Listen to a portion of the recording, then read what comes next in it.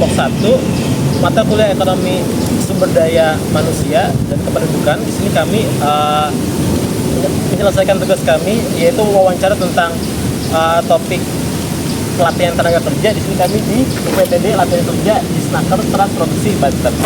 So check it out. Di Indonesia, dari 153 juta angkatan kerja, sekitar 7 juta masih belum memiliki pekerjaan. Meski tingkat pengangguran terbuka atau TPT terus menurun menjadi 4,76% pada Februari 2025. Sumber utama ini saya ambil dari rilis resmi dari Badan Pusat Statistik atau BPS, di mana Anda bisa menemukan detail lebih lanjutnya di situs web BPS, khususnya pada bagian berita resmi statistik atau statistik tenaga kerjaan. Tantangan tak berhenti di situ. World Bank mencatat bahwa penciptaan pekerjaan berkualitas masih tertinggal, di mana underemployment justru meningkat menjadi 8,5% per Februari 2024, menandakan banyak penduduk bekerja secara tidak optimal. Lebih dari separuhnya masih bekerja di sektor informal tanpa kepastian penghasilan, jaminan sosial, maupun masa depan karir. Dan yang tak kalah mengkhawatirkan, kesenjangan keterampilan khususnya antara lulusan pendidikan dengan kebutuhan dunia industri masih begitu lebar.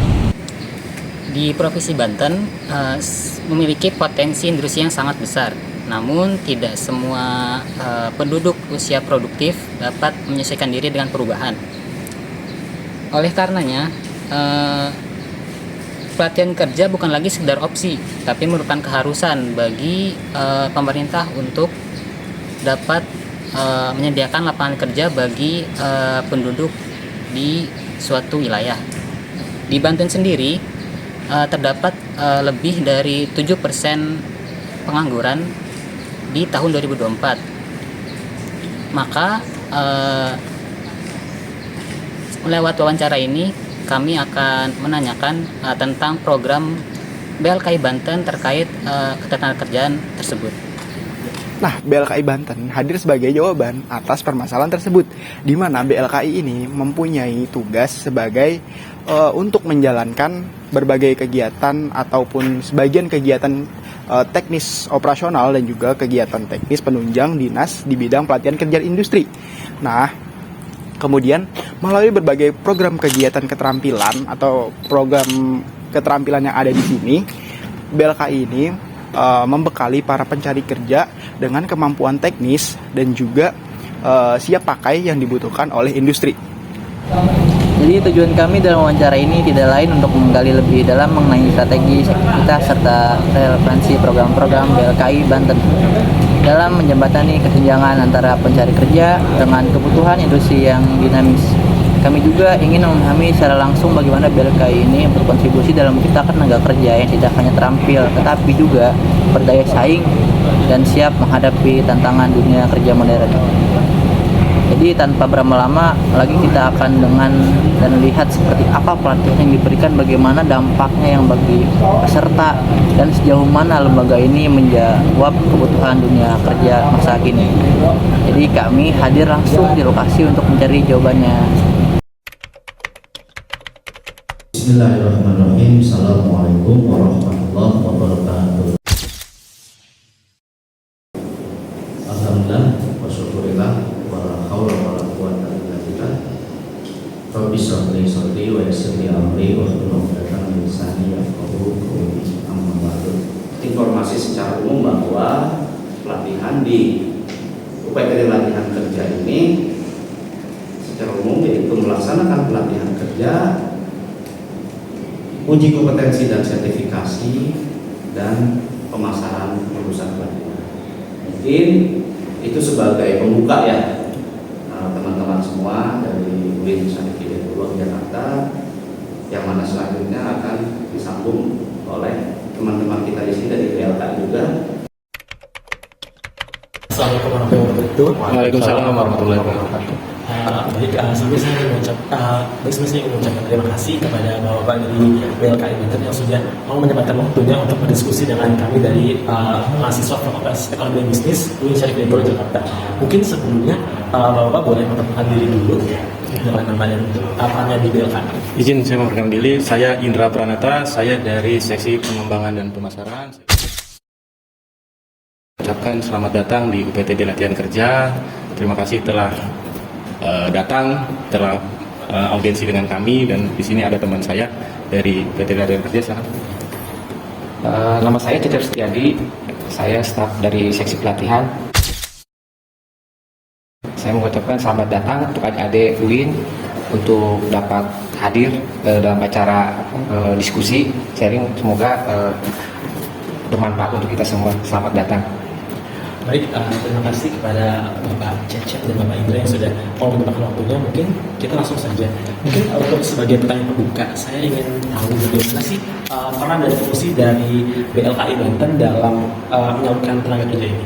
Ya, saya akan menjawab pertanyaan dari teman-teman bahwa fungsi dan peran UPTD Latihan Kerja. Jadi nama kita ini UPTD Latihan Kerja. Itu berdasarkan Pergub Banten nomor 35 tahun 2023 tentang pembentukan, kedudukan dan susunan organisasi, uraian tugas dan tata kerja cabang, dinas dan unit pelaksana teknis daerah. Itu antara lainnya adalah menyusun kurikulum. Kedua itu melaksanakan pelatihan dan uji kompetensi. Yang ketiga itu melaksanakan penempatan yang berbasis OJT, on job training. Jadi itu salah satu fungsi dari UPTD Latihan Kerja itu sendiri. Baik, berarti emang cukup bermacam juga ya peran dari fungsi dari BLKI. UPTD Latihan Kerja. Terima kasih Bapak Indra. Mungkin saya lanjut ke poin kedua. Dari data yang kami lihat dari data BPS pada Februari 2025 tercatat bahwa lebih banyak nih masyarakat yang bekerja di sektor informal daripada sektor formal. Jadi mungkin kita ingin tanya bagaimana peran dari UPTD Kerja untuk membekali pesertanya agar tidak hanya masuk ke ranah pekerjaan informal, tapi juga bisa menembus ke ranah pekerjaan formal. Ya, terima kasih. Jadi di tahun kemarin itu di 2024 kita itu membentuk namanya FKPLID, Forum Komunikasi Lembaga Industri dengan Daerah dengan Perusahaan. Jadi di dalamnya itu terdapat perusahaan-perusahaan yang bergerak di industri sektor formal yang menjadi anggota dari FKLPID itu sendiri.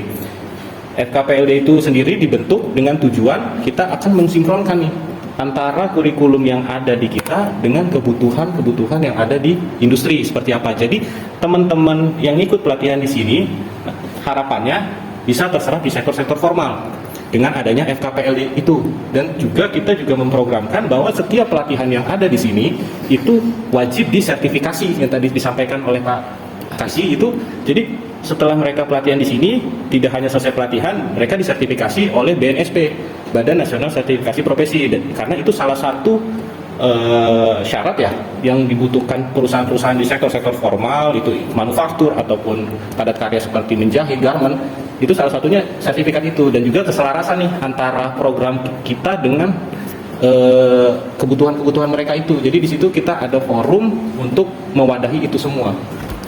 Oh, berarti memang udah dibuat sertifikasi untuk mendukung atau membantu teman-teman BMS sektor formal dan juga maksudnya kerjasama dengan pihak formal. Betul, seperti itu. Untuk pertanyaan ketiga, waktu sendiri kan menyoroti apa ya, dari meskipun angka pengangguran yang turun dan di Indonesia ini, tetapi pekerjaan waktunya itu meningkat.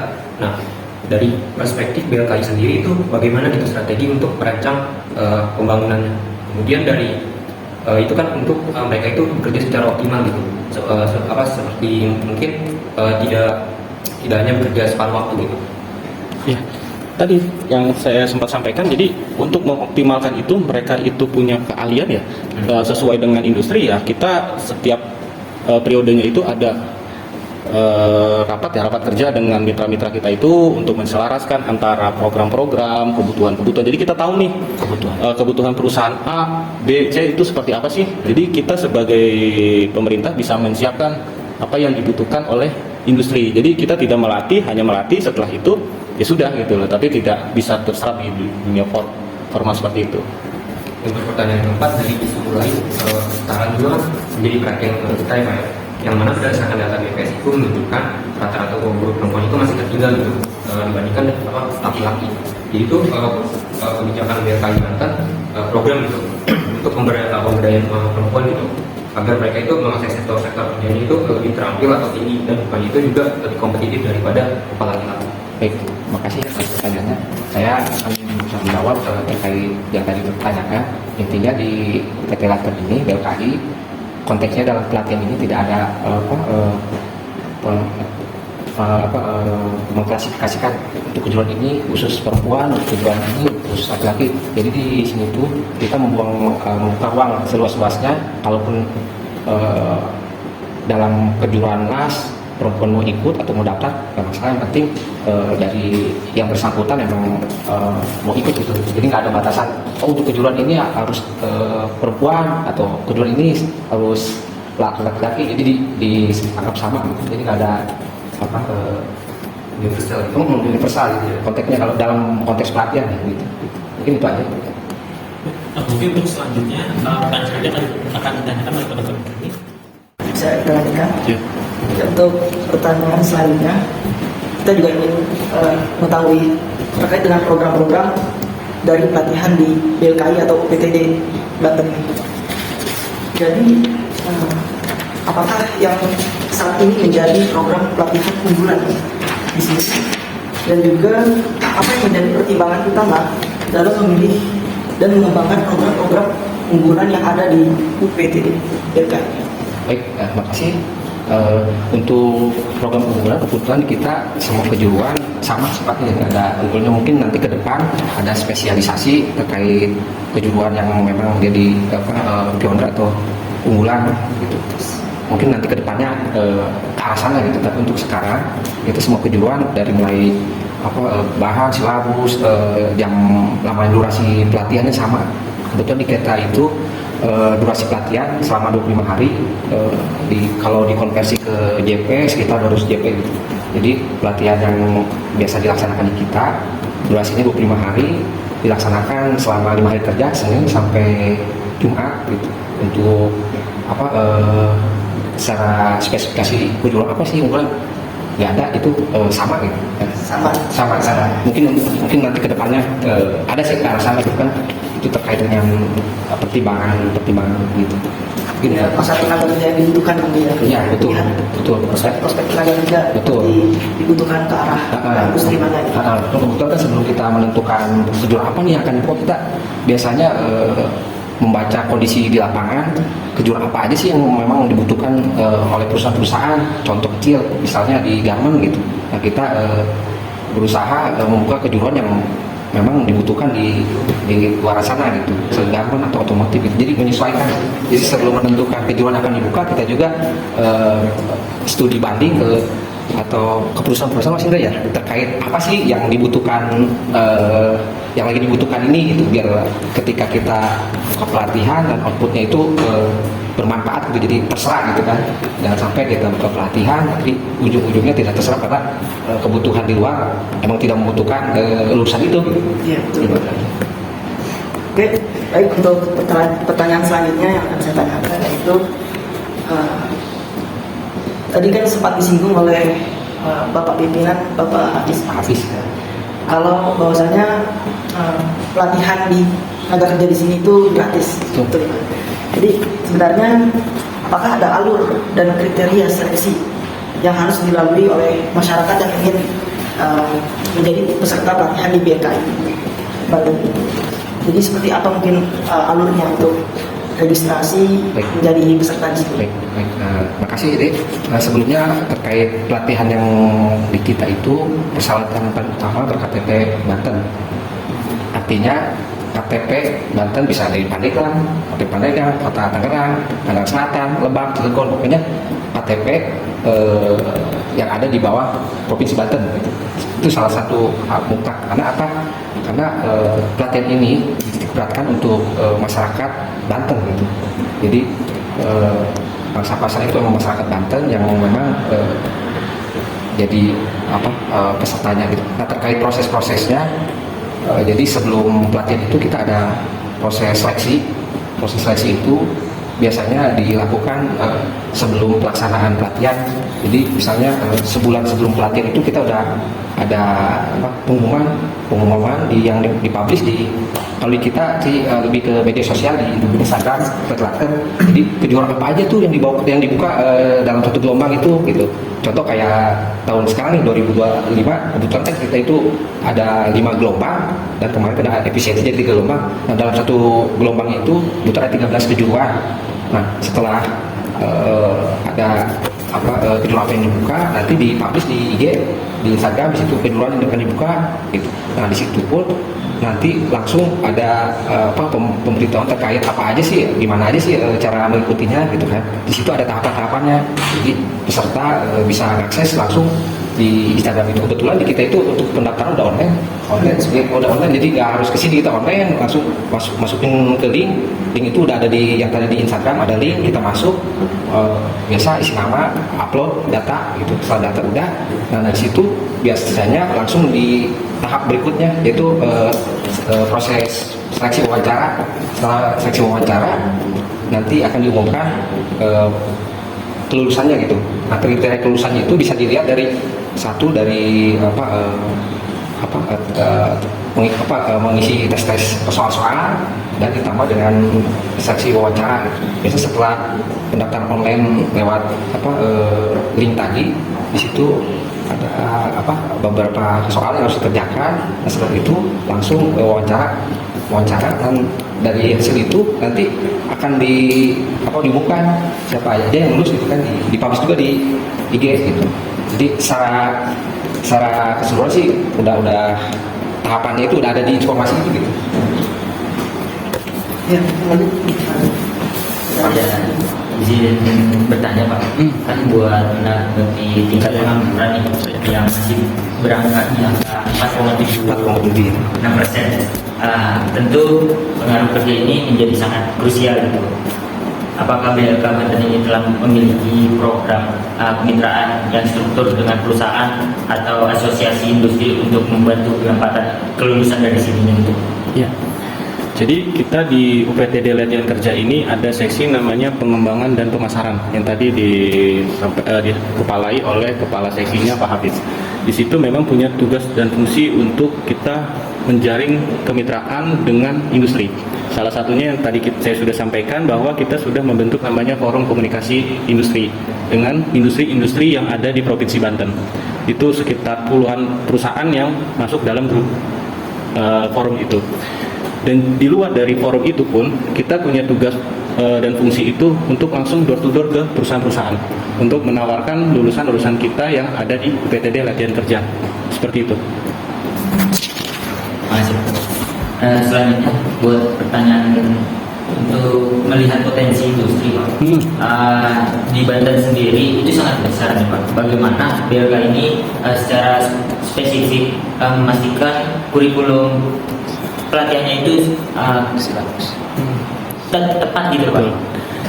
Terus buat perusahaan-perusahaan yang beroperasi ini di sekitar ataupun yang sudah bekerja sama dengan BLK itu sendiri. Jadi kita juga akan saat kita akan kunjungan atau kita akan mengadakan pertemuan, kita akan selalu menyebarkan namanya TNA, Training and Analysis. Itu kita untuk mengetahui seberapa besar sih ketidakcocokan antara pelatihan yang di kita dengan yang ada di industri sekarang ini. Karena kan industri itu sangat dinamis ya, bergerak dengan cepat. Kalau kita tidak jemput bola, kita tidak datang ke mereka, kita tidak menjalin komunikasi dengan baik seperti forum tadi itu, kita akan ketinggalan. Dan dampaknya itu pelatihan yang kita lakukan di UPTD Latihan Kerja ini tidak akan sinkron dengan kebutuhan industri yang memang bergerak dengan sangat dinamis. Mereka itu dengan cepat sekali, mereka itu dari segi teknologi, apalagi sekarang di zamannya teknologi ya. Teknologi itu kan perkembangannya itu sangat cepat, setahun pun sudah berganti teknologi. Seperti HP aja, teknologi yang tahun ini pasti tahun depan akan berbeda lagi saat orang produsen itu mengeluarkan produknya gitu, seperti itu. Oke, kita lanjut ke pertanyaan selanjutnya Pak. Dari calon-calon atau mahasiswa yang sudah pernah pelatihan di sini nih Pak, kan harapan mereka tuh datang ke sini untuk dapat latihan agar nantinya ada pekerjaan untuk mencari nafkah untuk dirinya sendiri kan. Nah sebenarnya dari BLKI itu sendiri, apakah setelah mereka latihan di sini, apakah mereka langsung mendapatkan pekerjaan atau mereka harus mencarinya kembali gitu? Kalau misalkan mereka diterima di suatu perusahaan itu, Bapak punya datanya nggak sih berapa persen gitu yang diterima di perusahaan-perusahaan tersebut, dan butuh berapa lama untuk siswa-siswa yang sudah latihan di sini ini tuh sudah berapa, butuh waktu berapa lama untuk siswa yang latihan di sini sampai dapat pekerjaan gitu Pak? Jadi UPTD Latihan Kerja ini akan menjembatani antara si pencari kerja atau lulusan kita dengan perusahaan. Jadi kalau tadi ditanya pasti dapat langsung kerja nggak sih? Kan gitu ya pertanyaannya pasti kan. Kalau bicara kepastian itu kan balik lagi tergantung si perusahaan. Si perusahaan ini ada permintaan nggak kebutuhan di industrinya mereka. Kedua, ada seleksi yang memang diterapkan oleh perusahaan itu sendiri, dan kita tidak akan bisa mengintervensi seleksi itu dari segi usia, dari segi pendidikan, dari kemampuan saat siswa itu pelatihan di sini itu juga mempengaruhi, karena jangan sampai mereka itu pelatihan hanya sebatas pelatihan aja tapi tidak sungguh-sungguh, itu juga bisa mempengaruhi hasil dari mereka itu mendapatkan ilmu gitu kan, nanti saat dites sama perusahaan mereka bisa nggak, kan seperti itu. Banyak faktor memang yang mempengaruhi teman-teman yang ada di sini itu bisa langsung bekerja atau tidak. Tapi insya Allah kita akan jembatani antara pencari kerja dengan perusahaan, dengan mitra-mitra yang sudah kita bina. Jadi kita ada namanya grup Telegram. Jadi untuk alumni itu kita ada di sana, grup Telegram. Grup Telegram itu nanti untuk men-share, kita men-share ada permintaan perusahaan, atau kita kan juga punya nominatif setelah mereka lulus. Nah itu nominatif itu yang kita serahkan ke perusahaan-perusahaan tuh. Misalkan perusahaan itu butuh tenaga kerja menjahit, kita kirimkan tuh siswa-siswa kita yang memang basicnya di sini menjahit dengan sesuai kriteria perusahaan itu gitu. Jadi kalau kita bicara presentasi itu dari mereka lulus itu, kalau untuk langsung ya hampir jarak sebulan itu ya sekitar 40% lah mereka itu bisa langsung bekerja gitu ya. Sisanya kita buat grup yang tadi saya bilang Telegram. Nanti kalau memang ada yang belum bekerja, di situ ada informasi tentang lowongan pekerjaan kita. Dan juga kita di dinas kita itu ada namanya Siloker. Kemarin itu kita disosialisasikan bahwa kita punya provinsi Banten itu ada namanya Siloker. Jadi itu untuk informasi tentang lowongan pekerjaan. Nama aplikasinya Siloker yang dikelola oleh Dinas Tenaga Kerja Provinsi Banten. Di situ juga ada informasi tentang lowongan pekerjaan seperti itu. Siloker ini bisa diakses oleh umum atau untuk mahasiswa dari BLKI Pak? Untuk umum juga. Nah terakhir nih Pak, mungkin ada tantangan nggak sih dari operasional nih dari BLKI itu sendiri? Tadi kan Pak Cecep juga sempat singgung adanya efisiensi.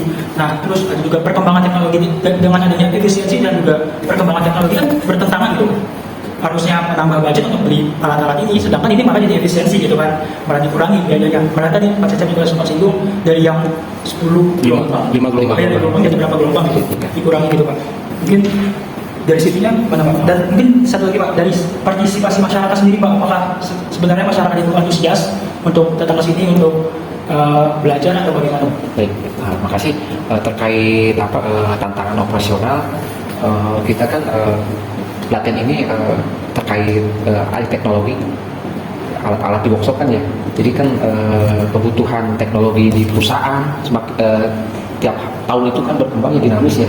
Jadi kita mungkin kenalannya perlu mengupdate terkait sarana prasarana pendukung alat. Contoh kayak di menjahit kan sekarang udah 5 jarum ya, sedangkan di kita mungkin belum 5 jarum.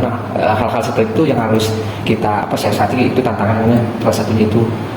Kemudian terkait partisipasi masyarakat, alhamdulillah ketika kita membuka pelatihan dari respon masyarakat banyak gitu.